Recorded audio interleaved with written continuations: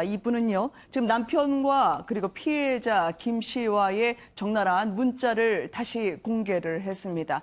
두 사람은 연애를 하고 있었다라는 얘기였는데요. 자, 이 내용을 조금 설명을 부탁드리면 어떨까 싶습니다. 어떤 내용들이었길래 이렇게 파문이 큰 겁니까? 양 변호사님. 예, 일단 뭐 안희정 전 지사하고 김지은 씨가 주고받은 문자 메시지, SNS 대화 이런 것들인데 이게 처음에 나온 거는 이제 뭐 이미 알려진 거긴 알려진 겁니다. 근데 그래서 담배를 가지고 오면 일방적으로 가져왔다 이런 식으로 처음에는 좀 알려지지 않습니까? 그게 위력이한 관계였다라고 하는데 민주원 씨는 저거를 올리면서 담배를 가져다 달라는 핑계로 적극적으로 남편 방에 들어갔다. 그래서 그 사람은 연애를 하고 있었다라는 식의 어떤 주장을 하고 있고요. 또 좀 지나가는지 모르겠습니다만은 그 스위스에서 성폭력이 있었다라고 유죄 판결을 받았죠. 세 번째 걸로 성폭력이 있었다고 판결을 받았다고 한 다음에 돌아와서 김지은 씨가 보낸 문자 메시지에 따르면은 그 릴렉스와 생각할 시간을 좀 들여서 너무 좋다라는 얘기를 보냅니다. 그리고 안 전 지사 같은 경우는 그 나에게 반해 있는 그 김지은 씨의 어떤 그런 상태가 오래 갔으면 좋겠다라는 그런 메시지를 또 주고받거든요. 그래서 민주원 씨는 이걸 공개하면서 이거는 두 사람들이 부적절한 관계를 가진 거지 일방이한 성폭력이 아니었다라고 그렇게 주장을 하고 있고 다만 또 이제 김지은 씨 측에서는 이미 이런 부분들 다 1심 판결 때부터 다 드러났던 건데 일부분만 딱 문제가 되는 부분만 따서 이렇게 좀 뭐 개인 사생활을 폭로하면서 명예를 2차 가해를 하고 있다라고 또 맞서고 있는 그런 상황입니다. 네. 이게 다른 사람과의 문자도 아니고요. 피해자 김 씨와 안 지사 간에 주고받은 문자라고 주장을 하니까요. 더더욱 이 내용에 힘을 실릴 수 있는 게 아닌가라는 평가가 나오고 있었는데요.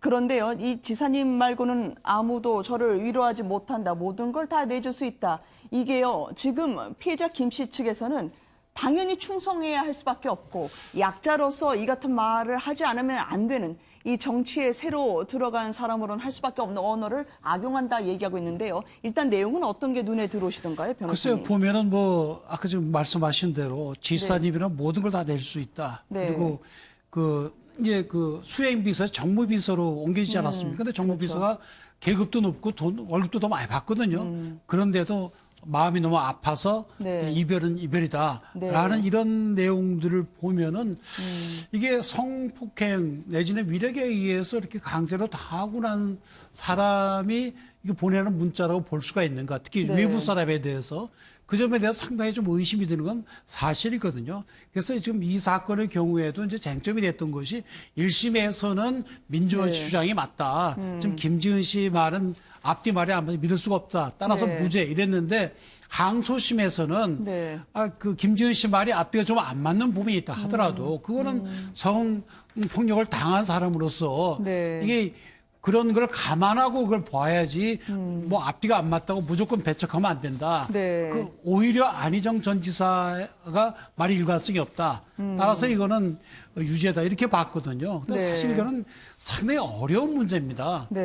결국 누구 말을 믿느냐는 문제거든요. 그래서 이제 지금 뭐 민주원 씨가 지금 페이스북에 올린 이런 그 서로 주고받은 메시지들이 법정에 제출이 된지까지는 저희들은 모르겠습니다만은 하여튼 서로 그 어떤 그런 그 소위 범행이 쓴 뒤에 주고받은 그 문자라든지 또 외부 사람과의 문자 행동이 피해자로서 석연치 않은 부분이 좀 있는 건 또 사실이거든요. 그래서 그거 해석을 어떻게 할 것이냐에 관한 문제입니다. 그거는 뭐 감안하고 피해자로서 또 지금 그 김지 쪽에서 말하듯이 비서로서 자기의 목숨이 달려 있는 거니까 그렇게 할 수밖에 없는 것이다. 업무의 수행 일환이다 이렇게 볼 수도 있고 또 한편으로는 사실은 민주원 주장처럼 서로 좀 연인 감정을 가지고 사귀었던 것이 아니라 이렇게 볼 수도 있거든요. 그게 쉽지는 않은데 결국에 이제 대법원에서도 과연 누구 말이 맞는지 이 증거 판단을 어떻게 할지에 관해서 많이 이제 고민을 하고 정확한 결론을 낼 수 있을 것으로 보입니다.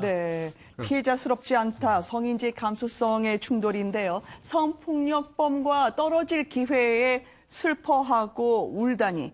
그리고 성폭력을 당한 이후에 릴렉스 해드려서 뿌듯하다라는 그런 문자를 제기하면서요. 상당히 이제 여론과 정면으로 함께 가겠다라는 생각이 아닐까 싶습니다. 2차 가해라고 지금 피해자 김 씨 측에서는 펄펄 뛰고 있어요. 이종원 평론가님. 예. 그러니까 저 문자 내용을 보게 되면요. 이제 해석의 차이인데 그러니까 보기에 따라서는 그루밍이 된 상태 네. 때문에 저렇게 답변할 수밖에 없었을 것이다라고 볼 수 있는 측면이 분명히 있는 거고요. 그러니까 민주원 씨가 저럴 수밖에 없는 것도 이해는 갑니다. 네. 그러니까 그 아이들의 미래를 생각해야 되는 어머니로서는 남편이 차라리 네. 불륜남으로 남는 게 낫지 네. 성폭행범으로 남는 게 좋겠습니까? 하지만 그럼에도 불구하고 그러니까 어찌됐건 진실은 진실이다. 네. 그렇게 좀 판단을 내려야 하지 않을까 싶습니다. 알겠습니다. 정가 소식 함께했던 세 분께 감사드립니다. 고맙습니다.